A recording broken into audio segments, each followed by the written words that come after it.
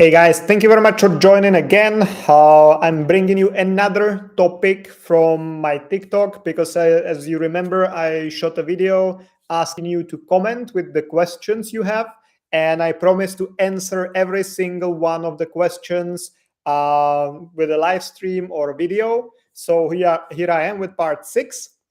And today's topic was today's question was asked by Sirisha Acharia 2 on my TikTok.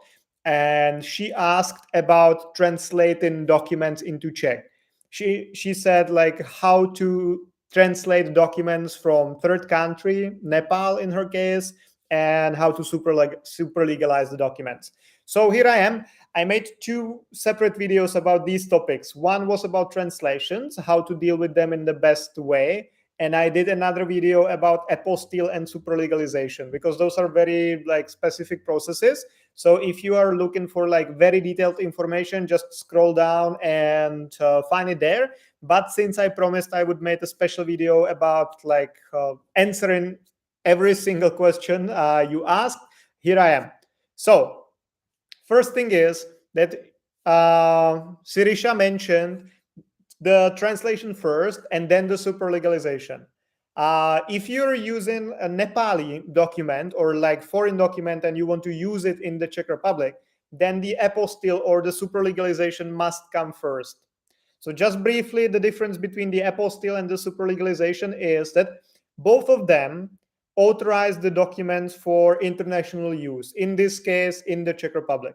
Because if you get a Nepali document or Canadian document or American document, and you bring it to the Czech Republic without any verification, Czech authorities will have no idea if the document is real or if you just printed it at home or if it's some fake document. So for that, there are 2 internationally recognized ways of verification of documents.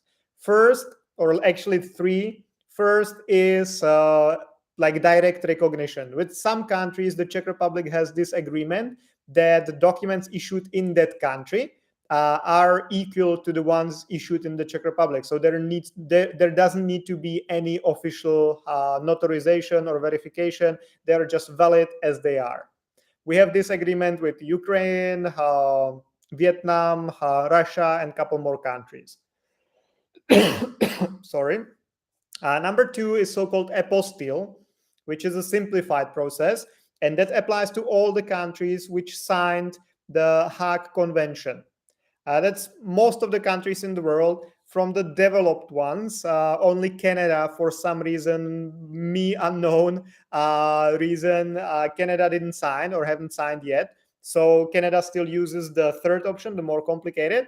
But for all those countries who signed the Hague Convention, then the apostille basically works the way that you get the original document which you want to get verified. So let's say your marriage certificate. And if you want to use it in the Czech Republic, you just take this document to one specific authority. Usually it's the Ministry of Foreign Affairs in that country, or in the US, it's the state, how is it called? Sorry, guys, I don't know what's going on. The Department of State, it is in the US usually. Different countries, different authorities, but there is usually one authority which is responsible for apostilles. So you just take the original document there, they put the apostille sticker on that, and you can use it internationally. So that's number 2, that's the apostille. And number 3, the most complicated, it's so-called super legalization. And that's one step more complicated than the apostille. So you also need to take the original document and put some additional stamp or sticker on that, usually also from the Ministry of Foreign Affairs. But on top of the apostille, you also need to take this document with the special stamp to a Czech embassy responsible for that area. So in case of Nepal, you would need to take it to the Czech embassy in New Delhi. And then the Czech embassy verifies that the previous verification is genuine and correct. So that's a bit more complicated process, but it must be done. If it must be done, must be done. Okay.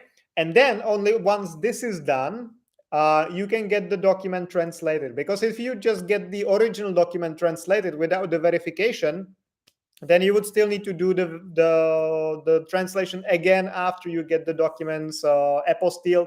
And the question is if the authorities would even apostille like a Czech translation. Most likely not anyway. So you first need to get the apostille done or the superlegalization, and then you translate the document into Czech. In most cases, the translation must be an official translation, like a court translation. So you cannot just hire a friend who speaks Czech to translate the document for you, but it must have all the stamps and the ribbons with Czech colors and all this. And only then, only once this is done, you can use the documents in the Czech Republic for any visa processes or anything like that. So there are two ways how to deal with that.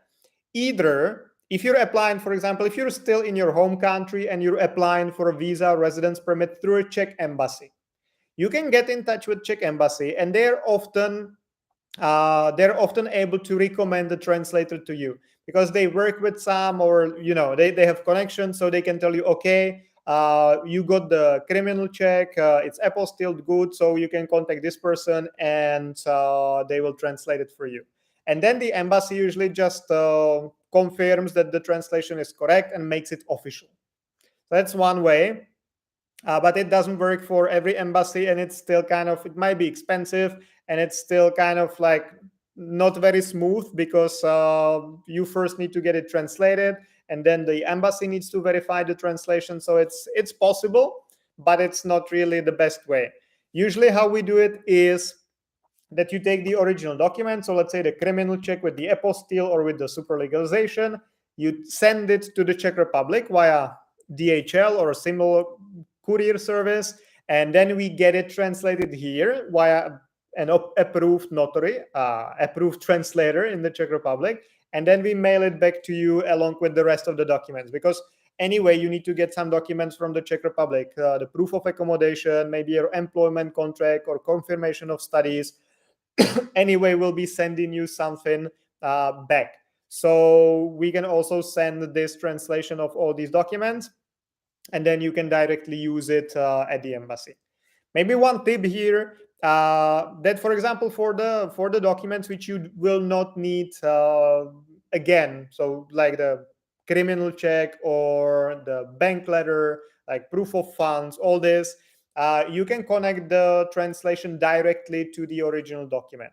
But for the documents which you want to keep for the future use, like your birth certificate, marriage certificate, or your diploma, then we recommend before making the translation. So first you need to anyway do the apostille and the superlegalization, all that. But then when you mail it to the Czech Republic, we usually make a copy of the document, like an official notarized copy of the document, and then we attach the translation to the notarized copy. Because if we attach it to the original document, you give it to the embassy, you will never see it again. So that's okay for the criminal check, for example, but not really for your diploma or for your birth certificate. So this was probably it.